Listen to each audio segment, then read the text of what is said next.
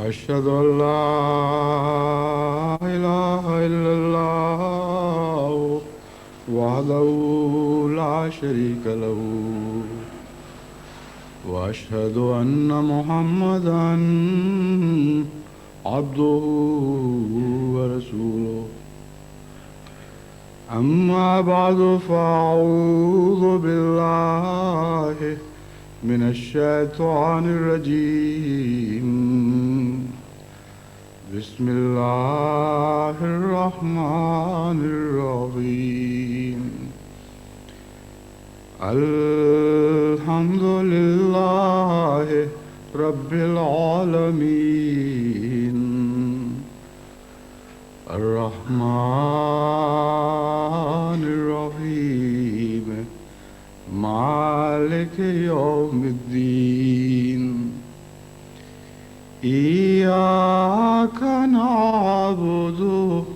وإياك نستعين اهدنا الصراط المستقيم صراط الذين أنعمت عليهم غير المغضوب عليهم ولا الضالين.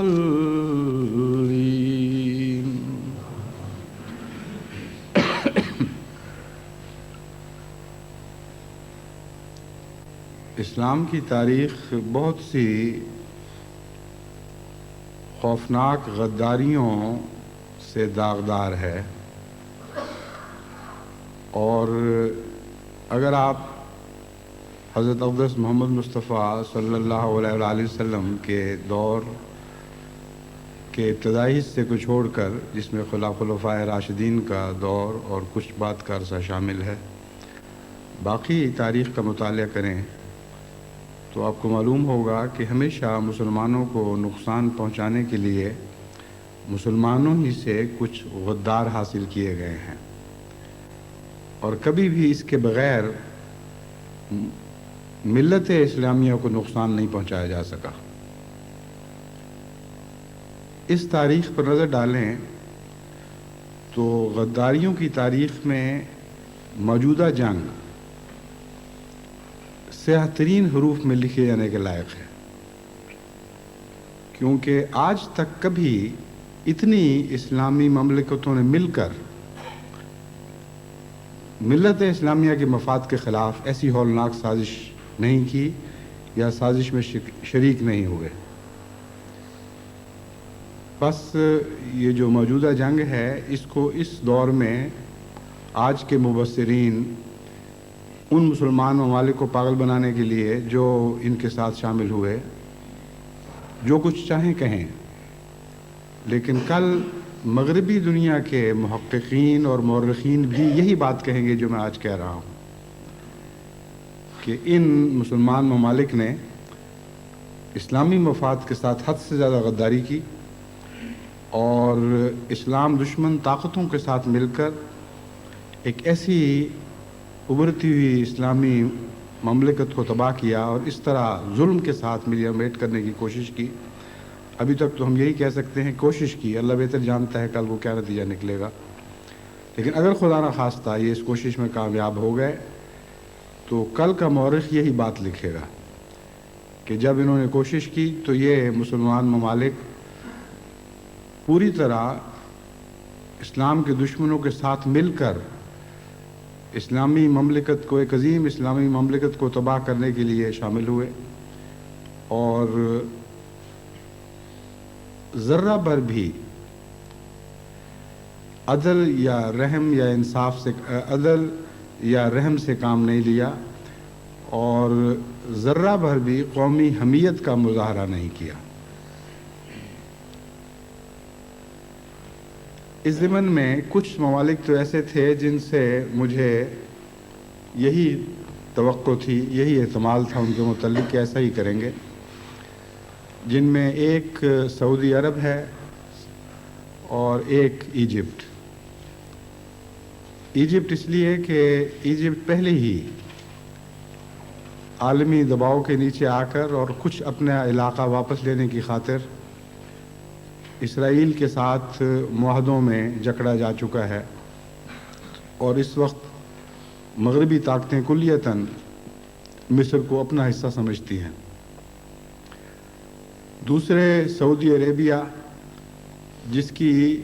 عالم اسلام سے غداریاں ایک تاریخی نوعیت رکھتی ہیں، اس کا آغاز ہی غداری کے نتیجے میں ہوا، اس کا قیام ہی غداری کے نتیجے میں ہوا، مسلسل انگریزی حکومت کا نمائندہ رہا یا امریکن مفاد کا نمائندہ رہا، اور اسلام کے دو مقدس ترین شہروں پر قابض ہونے کی وجہ سے ایک مذہب کا ایک جھوٹا سا دکھاوے کا لبادہ پہنے رکھا، جس کے نتیجے میں بہت سی مسلمان مملکتیں اس بدنصیب ملک کے روب میں آئیں اور محض اس لیے اس سے محبت کرتی رہیں اور پیار کا تعلق رکھتی رہیں کہ اسے وہ مکے اور مدینے کا، یا دوسرے لفظوں میں محمد رسول اللہ اور خدا کا نمائندہ سمجھتی تھیں۔ اس ضمن میں بارہا میں نے بعض مسلمان ریاستوں کے نمائندوں کو سمجھانے کی کوشش کی کہ تم بڑے دھوکے میں مبتلا ہو۔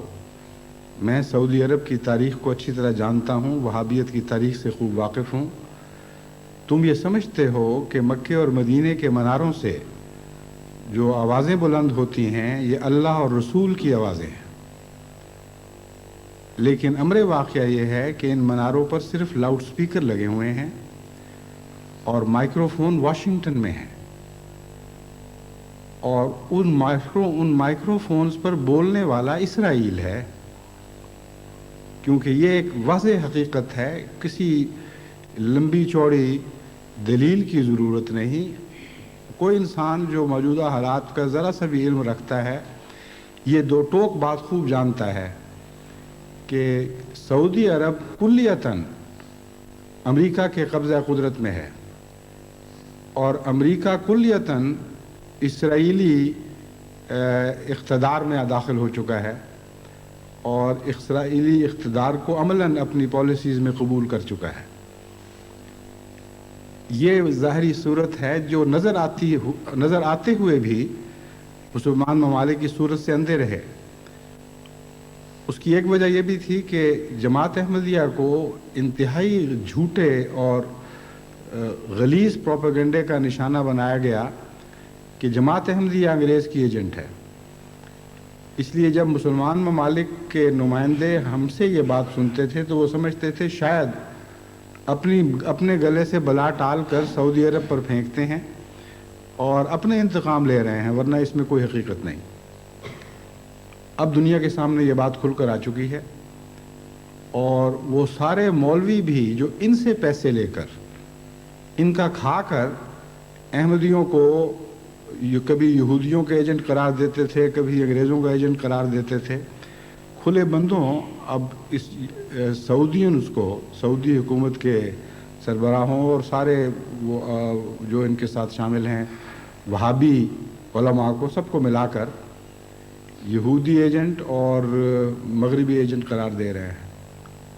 اور ایسی گندی زبان ان کے متعلق استعمال کر رہے ہیں کہ وہ تو ہمیں زیب نہیں دیتی۔ لیکن جیسا کہ پاکستان کی گلیوں میں اسی قسم کی گفتگو ہوتی ہے، ایسی ہی آوازیں بلند کی جاتی ہیں، آپ جانتے ہی ہیں۔ ایسی ہی آوازیں انگلستان میں بھی بلند ہوئیں سعودیت کے خلاف، اور دوسرے ممالک کے متعلق سے بھی یہی اطلاع آ رہی ہے کہ اب تمام عالم اسلام ان کی حقیقت کو سمجھا ہے۔ اس لیے ان سے کسی قسم کی غداری پر تعجب کی کوئی گنجائش نہ تھی۔ یقین تھا کہ یہی کریں گے، یہی ان کا طریق ہے، یہی ہمیشہ سے کرتے چلے آئے ہیں۔ لیکن بدقسمتی یہ ہے کہ موجودہ دور میں بعض ایسے ممالک نے بھی اسلام کے مفاد سے غداری کی ہے جن سے دور کی بھی توقع نہیں تھی، اور اس میں بھی میں سمجھتا ہوں امریکن دباؤ کے علاوہ سعودی دباؤ بھی اور سعودی اثر بھی بہت حد تک شامل ہے، اور کچھ غربت کی مجبوریاں ہیں جن کے نتیجے میں بعض ملکوں نے اپنے ایمان بیچے ہیں۔ جن ممالک سے کوئی دور کی بھی توقع نہیں تھی. ان میں ایک پاکستان ہے، ایک ترکی ہے اور ایک شام ہے. پاکستان سے تو اس لیے مجھے توقع نہیں تھی کہ وہاں کی حکومت چاہے کتنی ہی امریکن نواز کیوں نہ ہو، میں بحیثیت پاکستانی جانتا ہوں کہ پاکستانی عوام اور پاکستانی فوج کا مزاج یہ برداشت ہی نہیں کر سکتا کہ مغربی طاقتوں کے ساتھ مل کر کسی مسلمان ملک پر حملہ کریں یا اس حملے کا جواز ثابت کرنے کے لیے ان میں شامل ہو جائیں. کسی قیمت پر پاکستانی مزاج اس بات کو قبول نہیں کر سکتا. لیکن اس کے باوجود موجودہ حکومت نے جب پوری طرح اس نہایت ہولناک اقدام کی تائید کی جو عراق کے خلاف اتحاد کے نام پر کیا گیا ہے، تو میں حیران رہ گیا کہ یہ کیا ہوا ہے اور کیسے ہوا ہے. لیکن الحمدللہ کہ 2-3 دن پہلے پاکستان کی فوج کے سربراہ جنرل اسلم بیگ نے اس غلط فہمی کو تو دور کر دیا کہ فوج کی تائید اس فیصلے کو شامل ہے. چنانچہ انہوں نے کھلم کھلا اس سے بریت کا اعلان کیا ہے اور کہا ہے کہ ہم ہرگز اس فیصلے کو پسند نہیں کرتے، یہ غلط فیصلہ ہے اور ملت اسلامیہ کے مفاد کے خلاف ہے. جہاں تک ٹرکی کا تعلق ہے، ٹرکی تو تمام دنیا میں مسلمان مفادات کے محافظ کے طور پر صدیوں سے اتنا نیک نام پیدا کیے ہوئے ہے کہ اسی نام سے یورپ میں یہ جانا جاتا تھا. اور ترکی کی عثمانیہ حکومت سے مغربی طاقتیں بھی کانپتی تھیں، اور جب بھی ترکی کا نام آتا تھا وہ یہ سمجھتے تھے کہ جب تک یہ سلطنت قائم ہے اسلام کی سرزمین میں نفوذ کا ہمارے لیے کوئی موقع پیدا نہیں ہو سکتا، کوئی دور کا بھی امکان نہیں ہے. چنانچہ اتنی لمبی عظمت کی تاریخ کو ایک فیصلے سے اس طرح سیاہ اور بدزیب بنا دینا اور ایسے داغدار کر دینا، یہ اتنی بڑی خودکشی ہے کہ تاریخ میں شاید اس کی کوئی مثال نظر نہ آئے. ترکی قوم پر ایسا داغ لگا دیا گیا ہے جو اب مٹ نہیں سکے گا، سوائے اس کے کہ کوئی عظیم انقلاب برپا ہو اور پھر وہ اپنے خون سے اس داغ کو دھونے کی کوشش کریں. جہاں تک سیریا کا تعلق ہے، اس کے لیے بھی کئی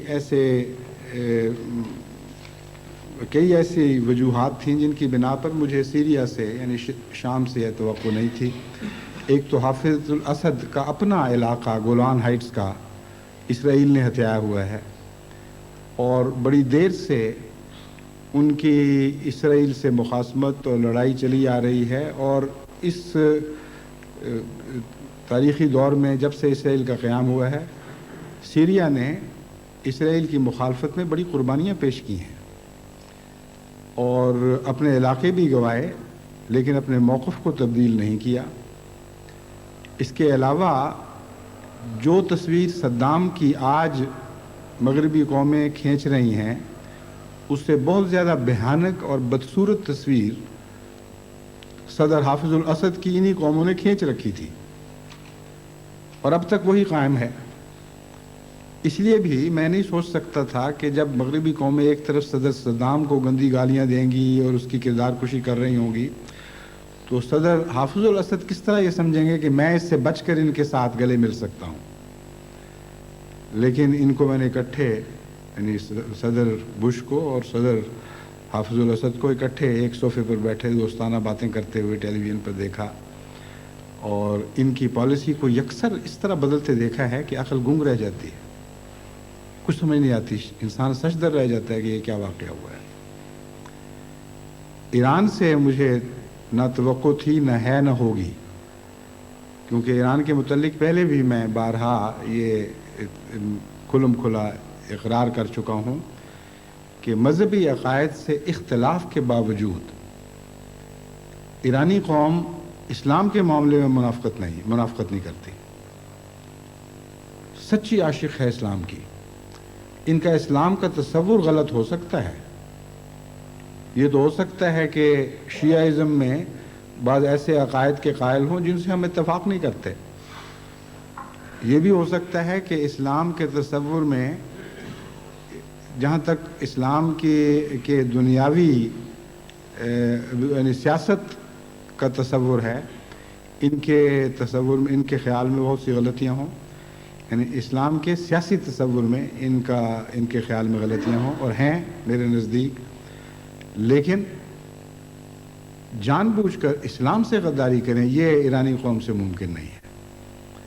اور ان کی تاریخ بھی خدمت اسلام کے عظیم کارناموں سے روشن ہے. بلکہ جتنی علمی خدمت اسلام کی وسیع تر ایران نے کی ہے، جس کا ایک حصہ روس کے قبضے میں ہے، اس خدمت کو اگر باقی اسلام کی خدمت کے مقابل پر رکھیں تو آپس میں تول کرنا بہت ہی مشکل ہوگا. یہ نہیں کہا جا سکتا کہ ایران کی خدمت کسی طرح دوسری سب خدمتوں سے پیچھے رہ گئی ہے. الحمدللہ کہ ایران نے اپنی توقعات کو پورا کیا، اور باوجود اس کے کہ صدر صدام کی حکومت سے ایرانی حکومت کا شدید اختلاف تھا، 8 سال تک نہایت خوفناک خونی جنگ میں یہ لوگ مبتلا رہے ہیں، اور بہت ہی گہرے شکوے اور صدمے تھے. اگر ایران اٹھ کھڑا ہوتا ہے عراق کے خلاف تو دنیا سمجھ سکتی تھی، اور مورخ اس کو معاف بھی کر سکتا تھا کہ اتنی خوفناک جنگ کے بعد اگر ایران نے اس موقع سے فائدہ اٹھانے کی کوشش کی ہے تو کوئی حرج نہیں ایسا ہو جایا کرتا. آخر انسانی جذبات ہیں جو بعض باتوں سے مشتعل ہو کے پھر قابو میں نہیں آتے. اس وقت انسان گہری سوچوں میں نہیں پڑ سکتا کہ اسلام کے تقاضے کیا ہیں، ملت کے تقاضے کیا ہیں، جذبات میں بہہ جاتا ہے. تو یہ باتیں سوچ کر ایک مورخ کہہ سکتا ہے کہ اس پہلو سے یہ قابل معافی ہے. مگر ایران نے اگرچہ ساتھ شامل ہونے کا تو فیصلہ نہیں کیا، لیکن اس ابتلا میں پوری طرح نیوٹرل رہتے ہوئے عراق کو عراق کی غلطی یاد کرائی اور مغربی طاقتوں کو ان کی غلطی یاد کرائی، گویا کہ انصاف پر قائم رہا. اس پہلو سے ایران کا نام انشاءاللہ اسلام کی تاریخ میں ہمیشہ عزت سے لیا جائے گا. یہ تو مختصر تبصرہ ہے سیاسی طور پر اسلام سے وفاداری یا عدم وفاداری کا جہاں تک تعلق ہے. میں جب اسلام سے وفاداری یا عدم وفاداری کہہ رہا ہوں تو سیاسی معنوں میں کہہ رہا ہوں، یعنی ملت اسلامیہ سے وفاداری یا عدم وفاداری کی بات ہو رہی ہے. لیکن اس ضمن میں ایک یہ بات اور بھی بتانی چاہتا ہوں کہ ملت اسلامیہ میں 2 ممالک ایسے تھے، 2 مملکت سلطنتیں ایسی تھیں جو غیر معمولی مقام رکھتی تھیں مذہب کے لحاظ سے بھی. اسلام کے مقدس مقامات کے محافظ کے طور پر اور اس کے مجاور اور نگران کے طور پر سعودی عرب کو دنیا اسلام میں ایک عظیم حیثیت حاصل ہے جس سے کوئی انکار نہیں کیا جا سکتا. یہ اس کی خوش نصیبی تھی کہ اتنی بڑی سعادت، اتنی بڑی امانت اس کے سپرد ہوئی. اور دوسری طرف اسلامی علوم کا محافظ اور نگہدار مصر سمجھا جاتا تھا، کیونکہ مصر کی جامعہ ازہر نے اسلامی علوم کی جو خدمت کی ہے اس کی کوئی مثال کسی اور اسلامی ملک میں دکھائی نہیں دیتی. اور اسلام کے آخری دور میں علمی خدمت کے لحاظ سے جامعہ ازہر مصر کو جو پوزیشن حاصل ہے اس کا کوئی اور دنیا میں مقابلہ نہیں کر سکتا. بس ان دونوں سے اس پہلو سے کوئی دور کی بھی توقع نہیں رکھی جا سکتی تھی کہ یہ ملت اسلامیہ سے غداری کریں گے. چنانچہ ان کا حال دیکھ کر مجھے وہ ایک شعر یاد آ جاتا ہے جو بچپن میں سنا ہوا تھا اور اس زمانے میں زیادہ اچھا لگا کرتا تھا، مگر بعد میں درمیانہ سا لگنے لگا. وہ یہ تھا کہ सैद ने जब आग दी सयाद ने जब आशियाने को मेरे, आग दी सयाद ने जब आशियाने को मेरे, जिन पे तकिया था वही पत्ते हवा देने लगे। कि जब जालिम शिकारी ने मेरे घोंसले को जलाया तो जिन पत्तों पर मेरा ठिकाना था, मेरा सरहाना था, मेरा तकिया था, वही पत्ते हिल हिल कर इस मेरे घोंसले की आग को हवा देने लगे। तो इल्मी लिहाज से और तक़द्दुस के लिहाज से जिन दो मुल्कों पर आलम इस्लाम का तकिया था, जब दुश्मन ने आलम इस्लाम के आशियाने को आग दी है तो इन्होंने ही उनको हवा, उस आग को हवा दी है। बस ये ऐसा जुर्म नहीं है जो कभी भी तारीख़ में माफ़ किया जा सकेगा। अल्लाह ताला की तकदीर क्या फ़ैसले करती है, आज करती है या कल करती है, इस दुनिया में कुछ दिखाती है या इनकी सज़ा जज़ा का मामला आखिरत तक मुलतवी कर देती है, ये तो अल्लाह ताला मालिक है, वही बेहतर फ़ैसले कर सकता है।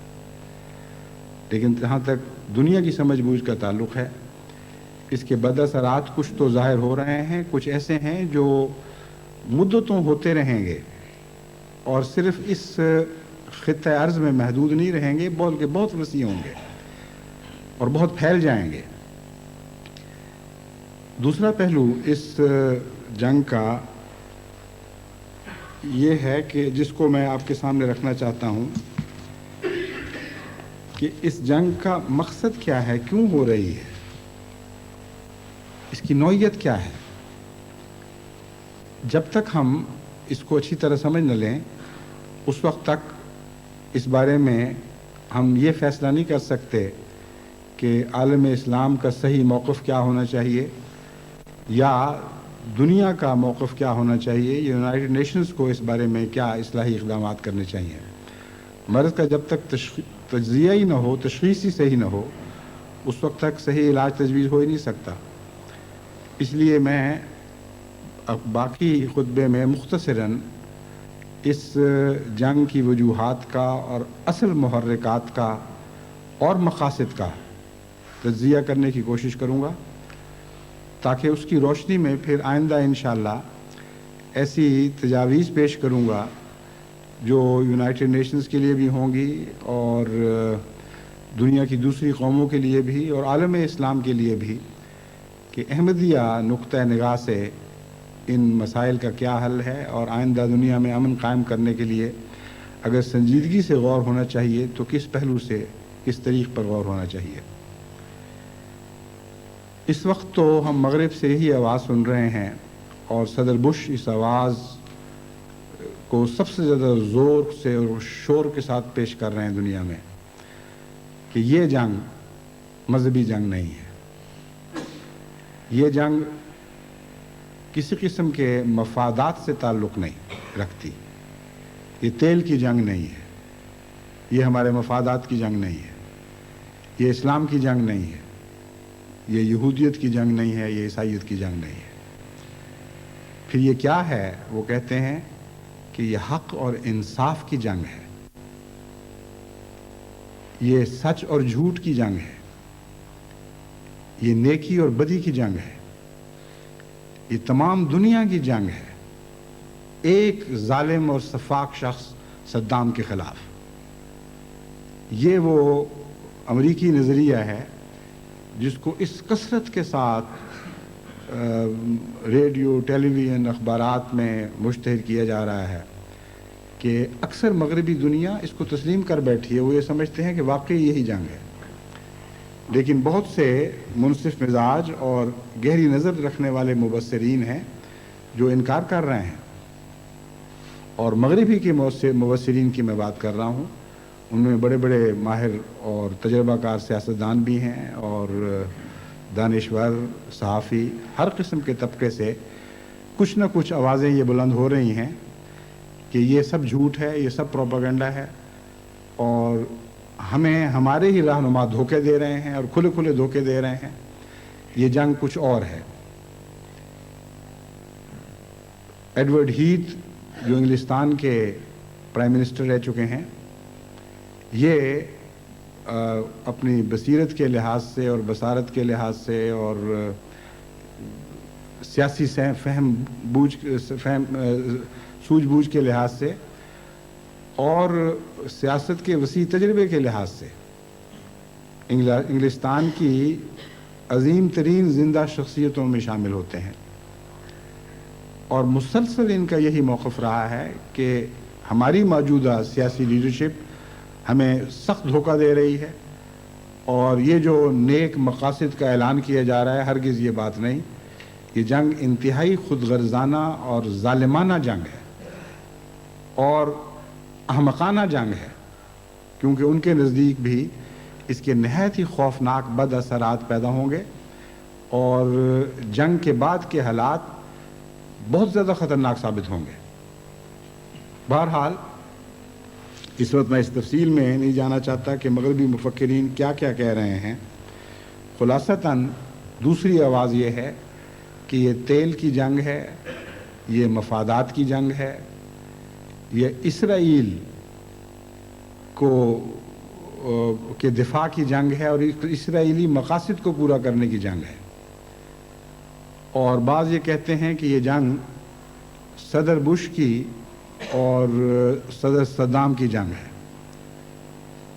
اور ان کے نزدیک صدر بش نے اس مسئلے کو اپنا ذاتی انا کا مسئلہ بنا لیا ہے، اور اب ان کی عقل اور ان کے جذبات ان کے قابو میں نہیں رہے. جب وہ بات کرتے ہیں تو ایسے بے قابو ہو جاتے ہیں، اس طرح بچوں کی طرح ایسے غلط محاورے استعمال کرتے ہیں کہ یہ محسوس لگتا ہی نہیں کہ کوئی عظیم قومی رہنما بات کر رہا ہے. اس لیے وہ بڑے زور کے ساتھ اس مسئلے کو پیش کرتے ہیں کہ یہ جنگ دراصل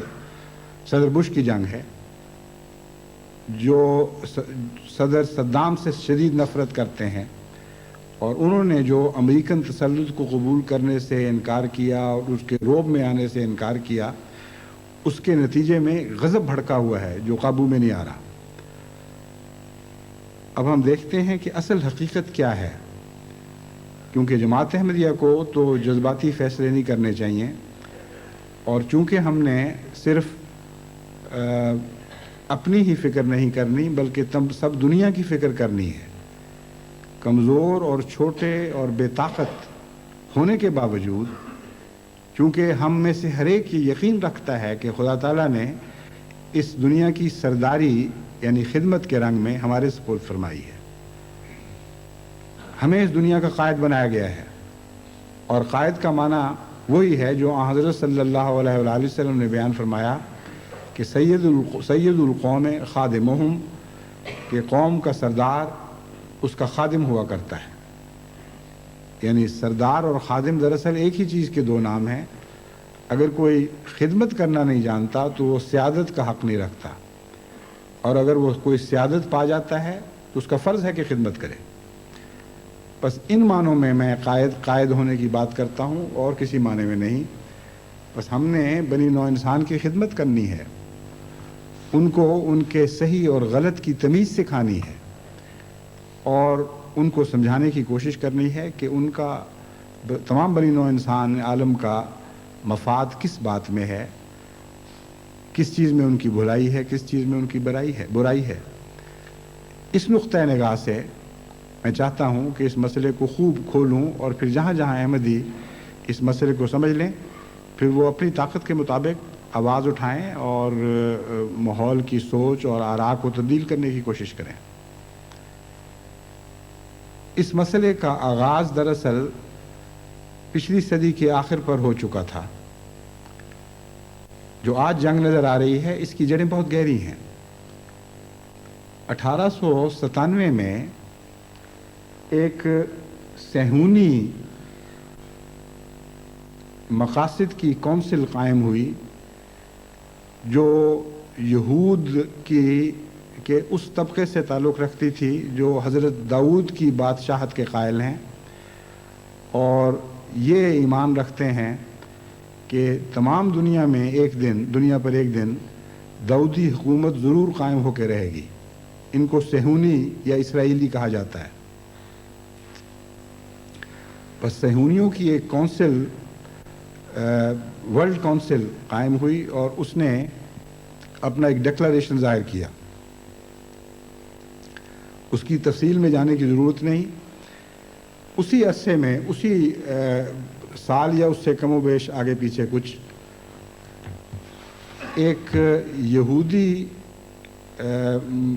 डॉक्यूमेंट मुसव्वदा दुनिया के सामने पहली मरतबा ज़ाहिर हुआ, जिसका नाम था protocols of elders of Zion. यानी ज़ायन, वही ज़ायन जिसका मैं जिक्र कर रहा हूँ, इसराइली हुकूमत ज़ायनिज़म के क़याम का मज़र ये लफ्ज़ ज़ायन है। ज़ायन वो पहाड़ है जिसके ऊपर कहते हैं हज़रत दाऊद से वादा किया गया था। बहरहाल जब ज़ायन कहते हैं तो मुराद इसराइल है। तो इसराइल के बड़े लोग जो ज़ायनिज़म के कायल हैं, उनके चोटी के रहनुमाओं की स्कीम कि हम किस तरह दुनिया पर अपने तसल्लुत को कायम करेंगे और उसके लिए लाहे अमल क्या होगा, किन उसूलों पर हम काम करेंगे, क्या हमारे मकासद होंगे, क्या क्या तरीक़े इख्तियार किए जाएंगे, वगैरह वगैरह। एक छोटा सा रिसाला है जो मुझे अब याद नहीं तारीख़, लेकिन ये यकीनी तौर पर याद है कि 19वीं सदी के आखिर पर 1897 के लगभग पहली मरतबा ये डॉक्यूमेंट एक रूसी औरत के हाथ लगा, जो दरअसल इन एल्डर्स ऑफ ज़ायन की जिनकी ये स्कीम थी, उनके सेक्रेटरी के तौर पर काम कर रही थी। जर्मनी में ये वाक़या हुआ है और उनमें से एक की दोस्त भी थी। एक दफ़ा वो रात को अपने दोस्त के घर उसका इंतज़ार कर रही थी और उसको देर हो गई। उसने उसके मेज़ पर पड़ी हुई किताबों में से एक मुसव्वदा चुन लिया देखने के लिए, दिल बहलाने के लिए, और यही वो मुसव्वदा है जिसका नाम है protocol of elders of Zion. उस मुसव्वदे को पढ़कर वो ऐसी दहशत ज़दा हुई और ऐसी खौफनाक उसमें खौफनाक मंसूबा था दुनिया को फ़तह करने का कि वो उसको लेकर भाग गई और रूस चली गई। और पहली मरतबा इस किताब को रूस में शाया किया गया। फिर 1905 में पहली मरतबा इसका अंग्रेज़ी तर्जुमा शाया हुआ।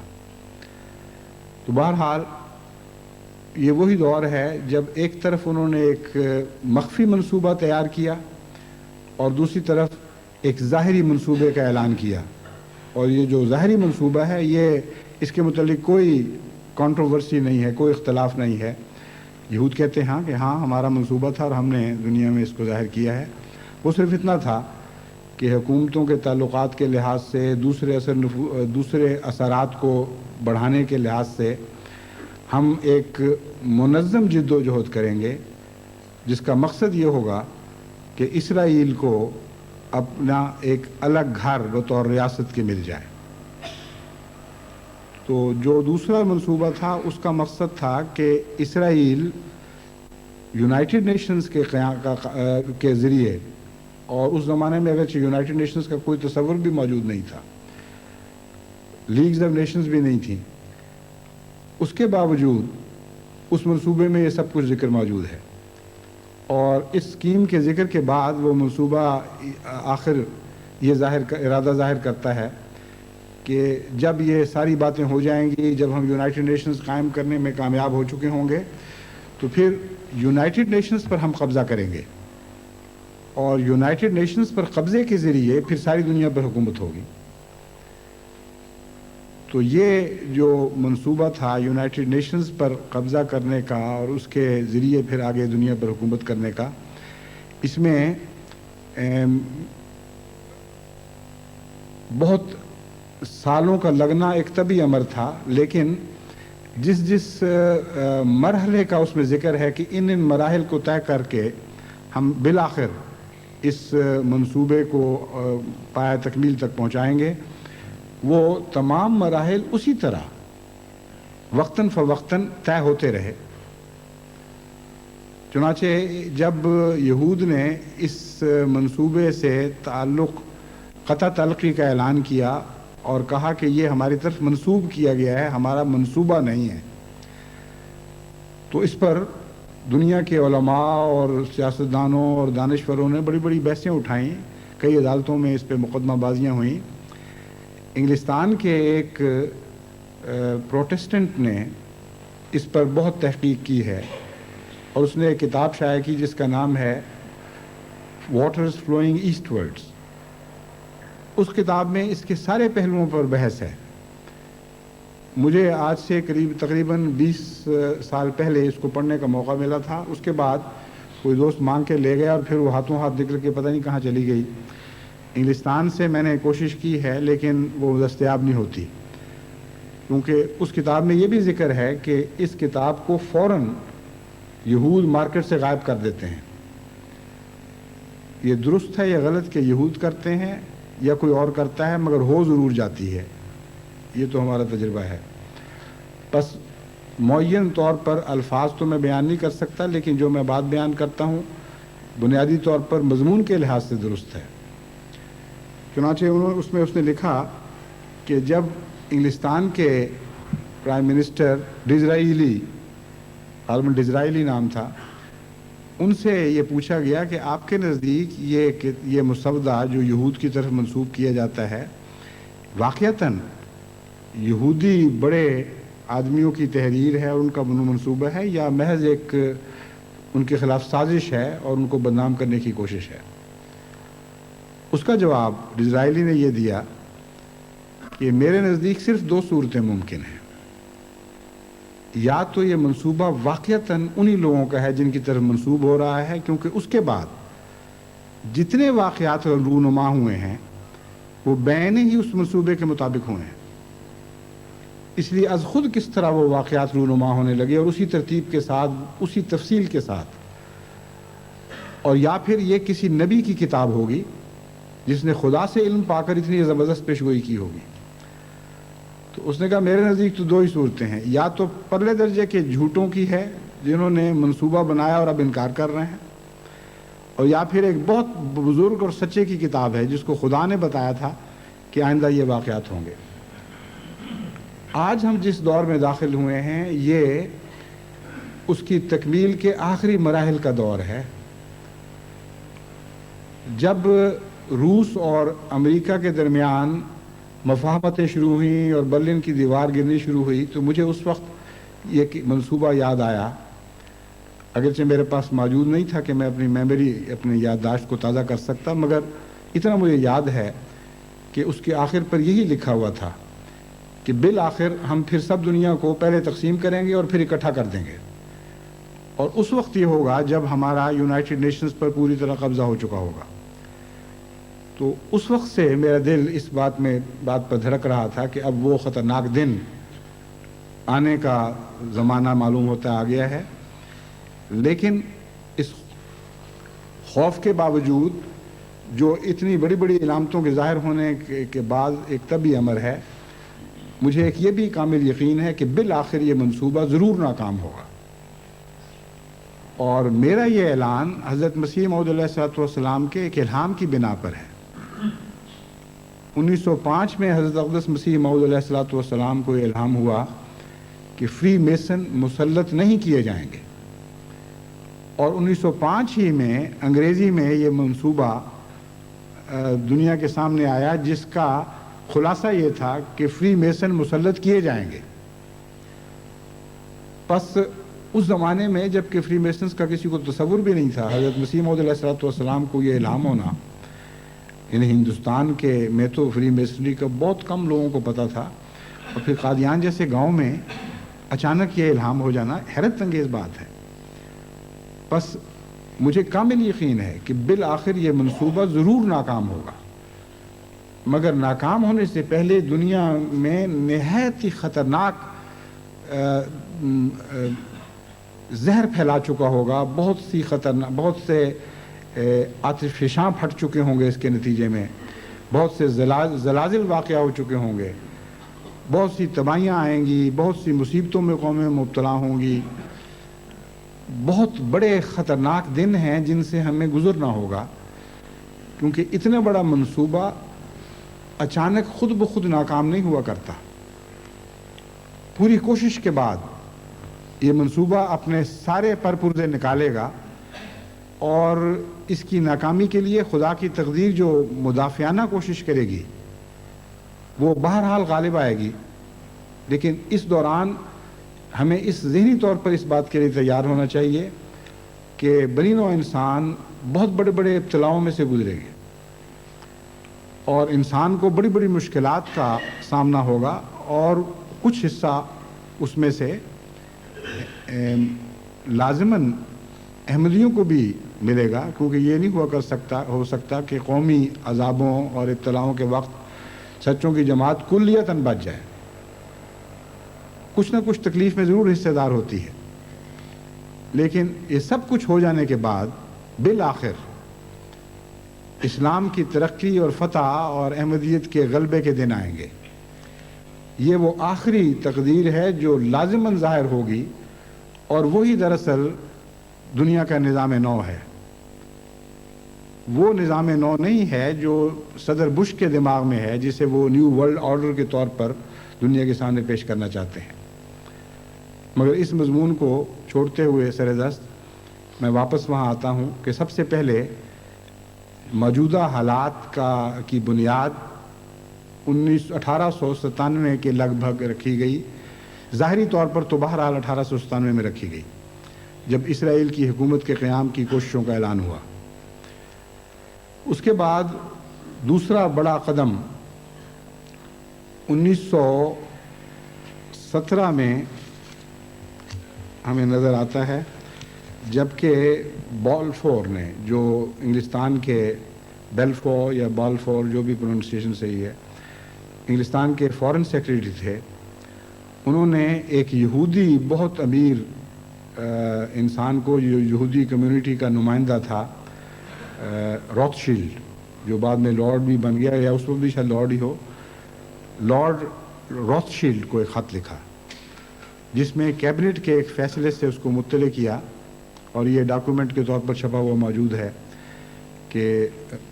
बरतानवी हुकूमत ने ये फ़ैसला कर लिया है कि हम आपके साथ फ़लस्तीन में इसराइलियों को घर देने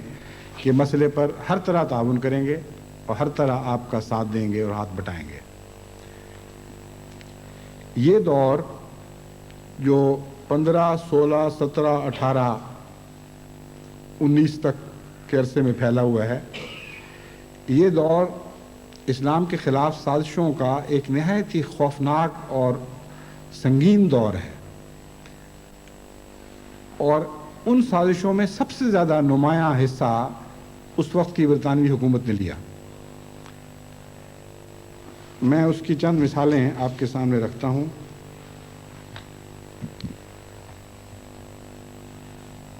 पंद्रह मई नहीं, ये नहीं,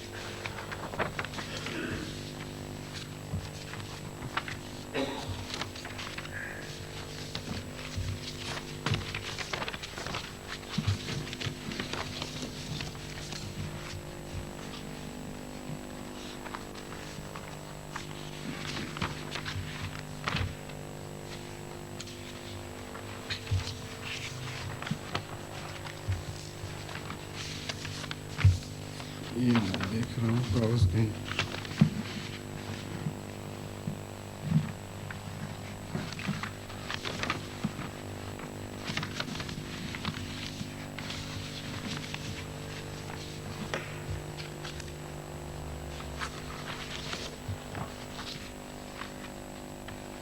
हाँ जी,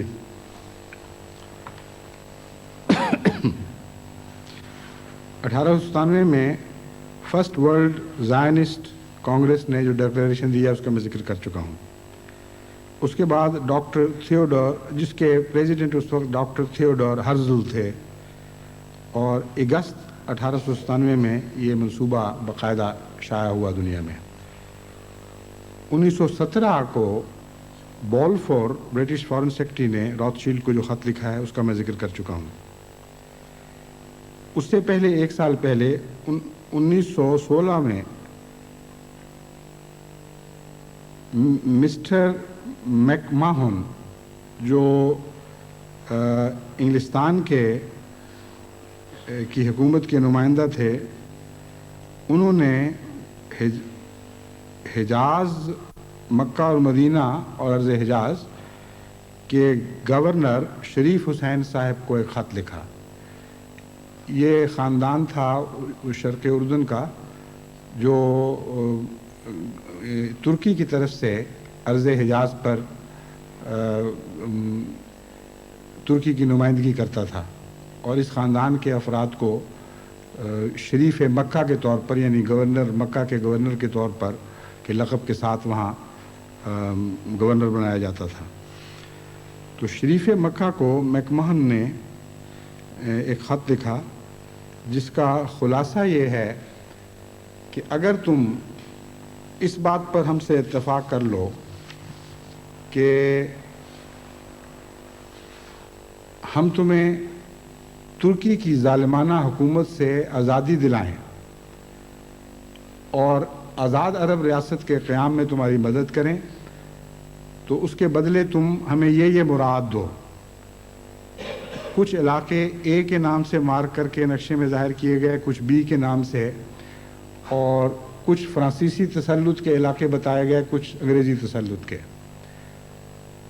उन सारी शराइत का ख़ुलासा ये था कि उसके बाद हमेशा के लिए फ़ॉरेन पॉलिसी का पूरा इख्तियार, फ़ॉरेन पॉलिसी बनाने का पूरा इख्तियार इंग्लिस्तान को होगा या फ्रांस को होगा, और तुम्हें अपने बैरूनी मामलात तय करने में इन दायरों में जिन जिन हुकूमतों का तसल्लुत है उनके मशवरे के और इजाज़त के बगैर कोई काम करने की इजाज़त नहीं होगी। यहाँ तक कि कोई यूरोपियन मुबस्सिर या कोई यूरोपियन मुशीर तुम वहाँ से नहीं बुला सकते जब तक अंग्रेज़ी तसल्लुत के इलाके में अंग्रेज़ से इजाज़त न मिले या फ्रांसीसी तसल्लुत के इलाके में फ्रांस से इजाज़त न मिले। इधर ये इनसे गुफ्तगू शनीद हो रही थी शरीफ मक्का से, उधर वहाबी हुकूमत के सरबराह यानी सऊदी ख़ानदान से साज़बाज़ चल रही थी कि अगर तुम हमसे ये मुआहदा करो कि इस इलाके पर हमेशा के लिए अंग्रेज़ी तसल्लुत को कबूल कर लोगे और अंग्रेज़ की मर्ज़ी के बग़ैर कोई फ़ॉरेन पॉलिसी तय नहीं होगी और तुर्की की हुकूमत को तबाह करने में हमारा साथ दोगे, और बहुत सी शर्तें थीं, तो हम तुम्हारी मदद करेंगे कि तुम अर्ज़ हिजाज़ पर काबिज़ हो जाओ और तुम्हारी हुकूमत की हमेशा हिफाजत का तुमसे इकरार करेंगे और तुम्हें तहफ़्फ़ुज़ देंगे कि कभी कोई तुम्हें मैली आँख से न देख सके। और ये मुआहदा उनके साथ तय पा गया, और चंद सालों के बाद बाकायदा उसी तरह हमला हुआ और फिर उन्होंने शरीफ मक्का को अलग कर दिया। तो 1915-16-17 के ज़माने में एक तरफ शरीफ मक्का से ये बातें हो रही थी, दूसरी तरफ शरीफ मक्का के मुखालिफिन से वो बातें हो रही थी, और तीसरी तरफ रूस और इंग्लिस्तान और फ्रांस, इन तीनों का 1916 में उस्मानी हुकूमत को आपस में बांटने पर एक मुआहदा हुआ, और उसमें ये बातें तय हुई कि जब हम उस्मानी हुकूमत को टुकड़े टुकड़े करेंगे तो कौन सा हिस्सा रूस अपने कब्ज़े में करेगा, कौन सा फ्रांस अपने कब्ज़े में करेगा, कौन सा अंग्रेज़ अपने कब्ज़े में करेंगे। और उसके अलावा एक एंग्लो फ्रेंच एग्रीमेंट हुआ जिसमें अरब की बंदर बांट के मुतल्लिक अंग्रेज़ों और फ्रांसीसियों का आपस का मुआहदा था। बस इस इलाके पर 3 बड़ी ताकतों का तसल्लुत बतौर मंसूबे के उस ज़माने में तय हो चुका था, और जहाँ तक अरब का ताल्लुक़ है यहाँ रूसी अमल दखल की कोई गुंजाइश नहीं रखी गई थी। अरब इलाक़ों पर फ्रांस और इंग्लिस्तान की इजारादारी तस्लीम की जा चुकी थी। بس بعد میں جو جنگیں ہوئیں اور بعد میں ان دونوں قوموں نے جو یہاں کردار ادا کیا ہے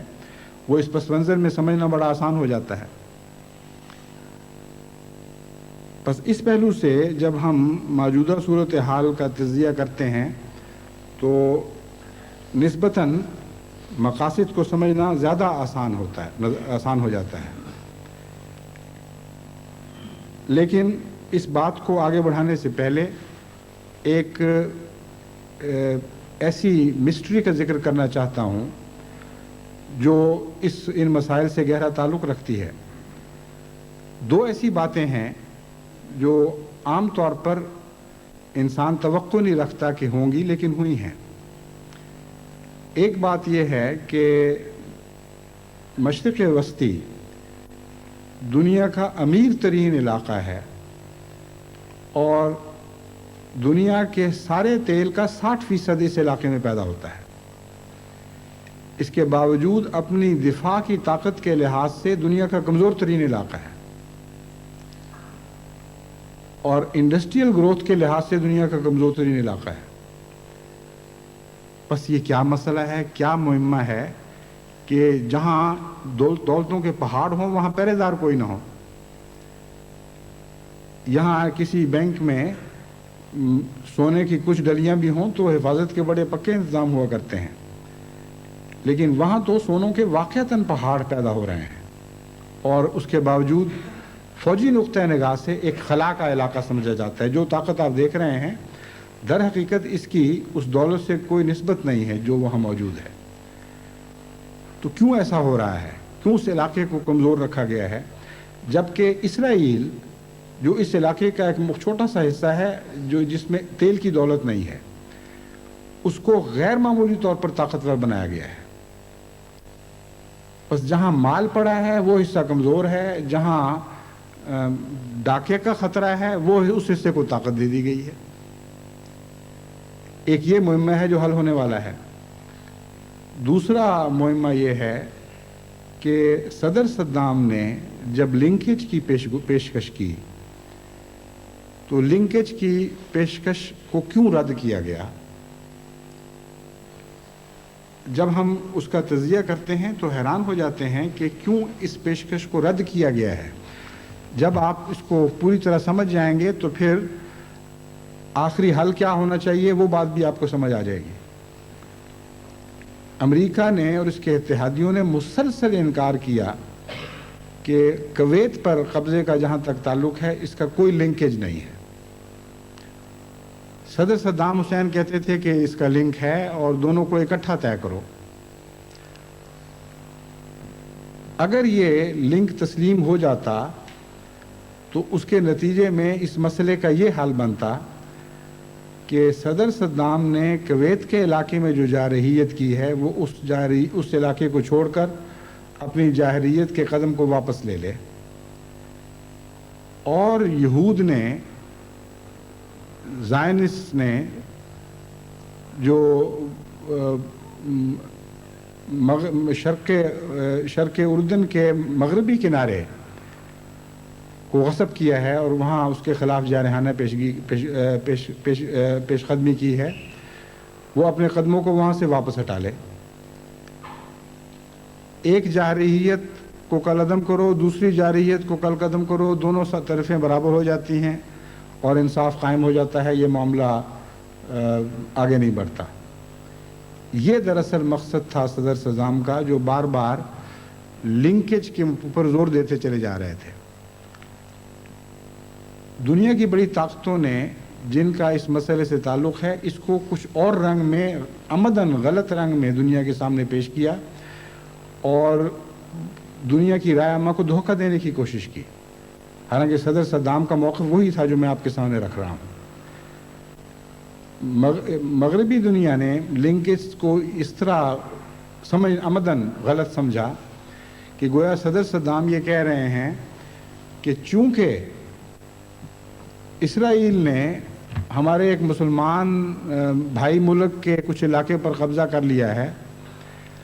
اس لیے اس غصے میں نے بھی اپنے ایک مسلمان بھائی کے علاقے پر قبضہ کر لیا ہے، اور دونوں ایک ہی جیسے معاملات ہیں۔ हालांकि इसमें कोई मंतक नहीं है। और उन्होंने इसी वजह से इस लिंकेज के मौक़िफ़ का मजाक उड़ाया और इसको बिल्कुल बोधा और बेमानी करार दिया और कहा कि ये कैसे हो सकता है। सब दुनिया जानती है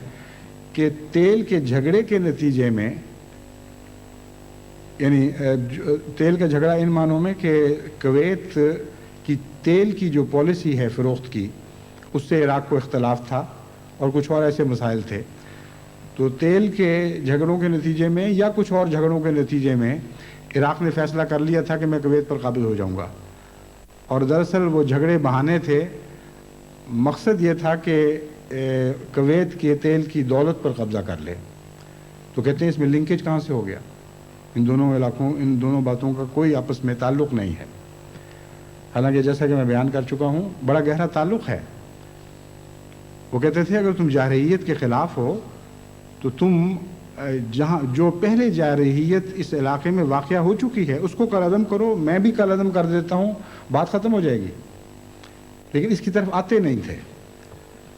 तो क्यों नहीं आ रहे थे? ये आखिर क्या वजह है? इसराइल से क्यों इतना गहरा ताल्लुक़ है? क्या रिश्तेदारियाँ हैं?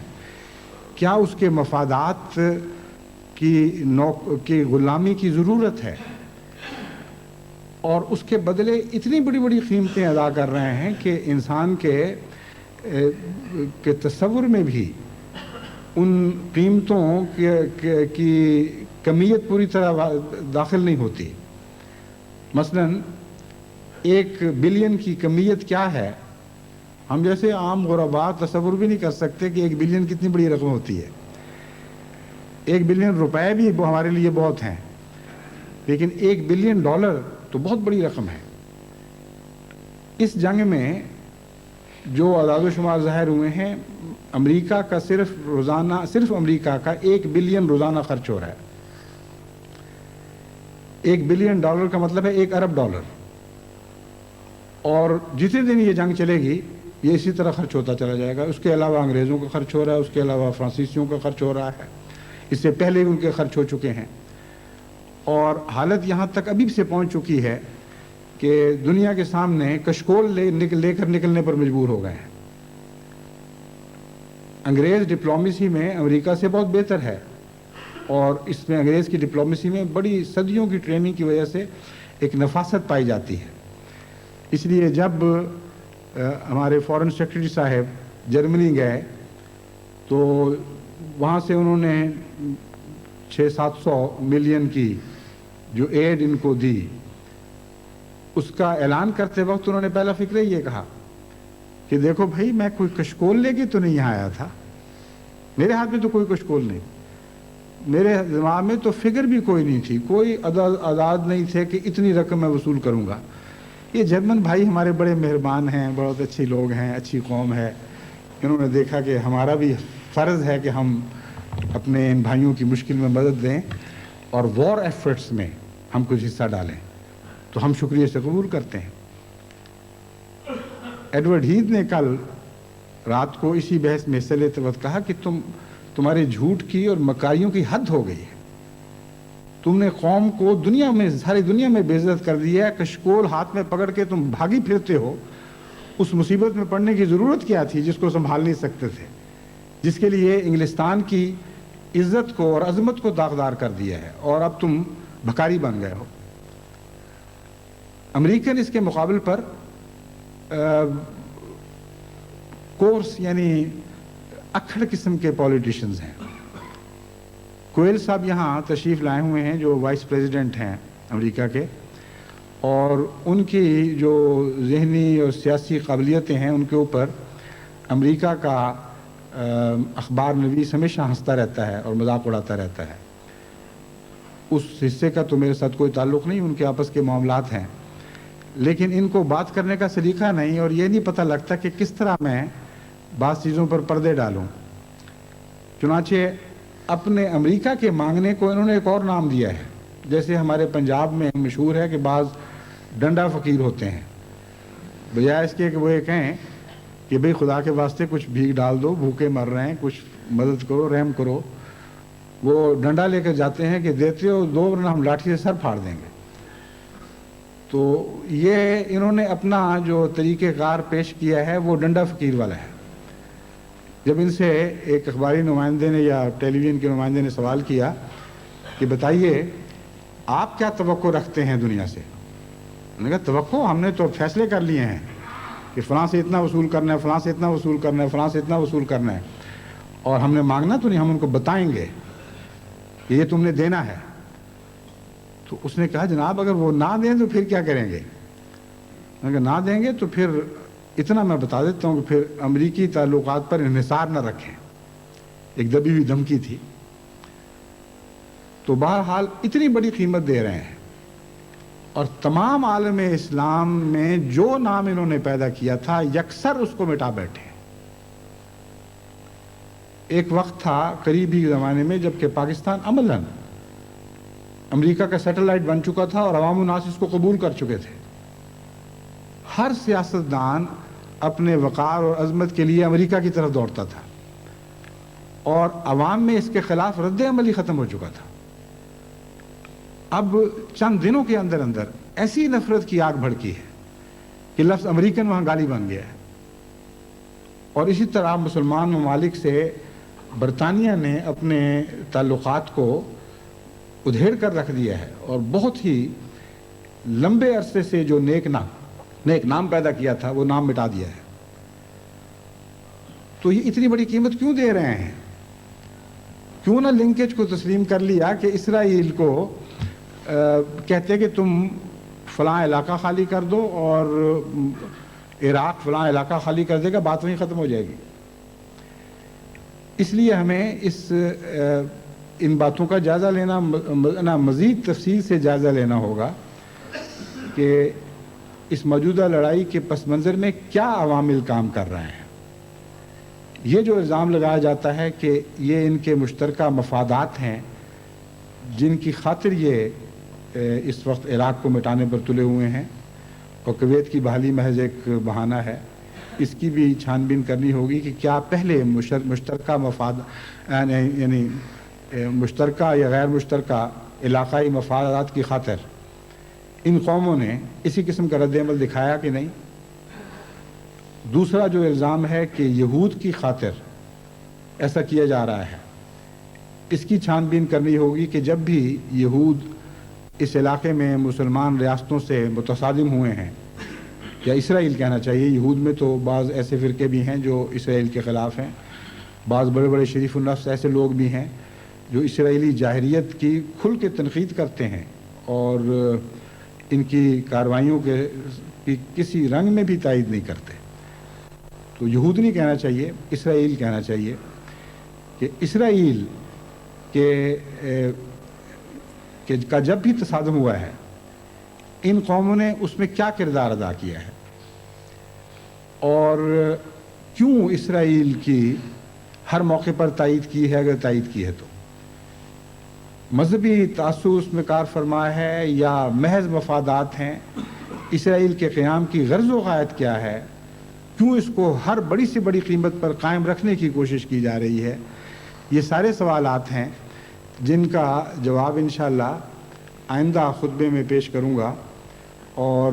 جہاں سے اس تاریخ کی بحث کو چھوڑ رہا ہوں وہیں سے اٹھا کر آج تک کے حالات تک رونما ہونے والے بڑے بڑے واقعات آپ کے سامنے پیش کروں گا تاکہ آپ کی یادداشت تازہ ہو جائے۔ اس تجزیے کے بعد پھر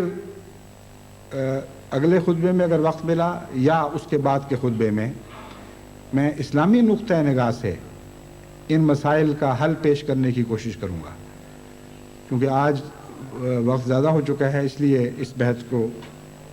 اس خطاب کو سر دست یہاں ختم کرتا ہوں۔ اللہ تعالیٰ توفیق عطا فرمائے کہ ہم بحیثیت غلامان محمد مصطفیٰ صلی اللہ علیہ وآلہ وسلم کو ایک عالمی مسائل کا ایک ایسا حل پیش کرنے کی توفیق پائیں جس کی اندرونی طاقت ایسی ہو کہ اگر وہ اس کو قبول کریں تو بنی نوع انسان کو امن کی ضمانت ملے، اور اگر قبول نہ کریں تو جو چاہیں کریں امن مہیا نہ کر سکیں۔ ایک صحیح حل کے اندر یہ طاقت ہوا کرتی ہے جو سچائی کی طاقت ہے۔ اگر کسی صحیح مشورے کو کوئی انسان قبول کرے تو اس کا فائدہ ہوتا ہے، اور اگر رد کر دے تو اس کا نقصان ہوتا ہے۔ بس میں چونکہ اسلام کی نمائندگی میں بات کروں گا، اس لیے یقین رکھتا ہوں کہ جو حل جماعت احمدیہ کی طرف سے پیش کیا جائے گا وہ ایسا حل ہے کہ جس کو تخفیف کی نظر سے دیکھا ہی نہیں جا سکتا۔ اگر قبول کرو گے تو اپنے فائدے کے لیے قبول کرو گے اور بنی نوع انسان کے فائدے کے لیے بھی، اور اگر رد کرو گے تو جو چاہے کوششیں کرو، دنیا سے فساد کو تم رفع دفع نہیں کر سکتے، اور ایک کوشش کے بعد دوسری کوشش ناکام ہوتی چلی جائے گی، اور ایک جنگ کے بعد دوسری جنگ سر اٹھاتی چلی جائے گی، اور ایک بدامنی کے بعد دوسری بدامنی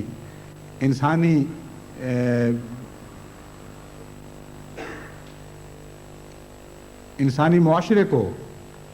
خون آلود کرتی رہے گی اور انسان کے دل کے امن و سکون کو لوٹتی رہے گی۔ یہ میں یقین رکھتا ہوں کہ چونکہ میں خدا کے فضل کے ساتھ اسلامی حل پیش کروں گا، اس لیے یہی صورت ہوگی، ان کو یا قبول کرنا ہوگا اور فائدہ اٹھانا ہوگا، یا رد کرنا ہوگا اور نقصان کی راہ اختیار کرنی ہوگی۔ جماعت احمدیہ سے میری درخواست ہے کہ دعائیں کریں کہ اللہ تعالیٰ میری ذہنی اور قلبی صلاحیتوں کو تقویٰ پر قائم رکھے، تاکہ میں تقویٰ کے نور سے دیکھ کر ان مسائل کا کوئی ایسا حل تجویز کر سکوں جس سے بنی نوع انسان کو امن کی ضمانت دی جا سکے۔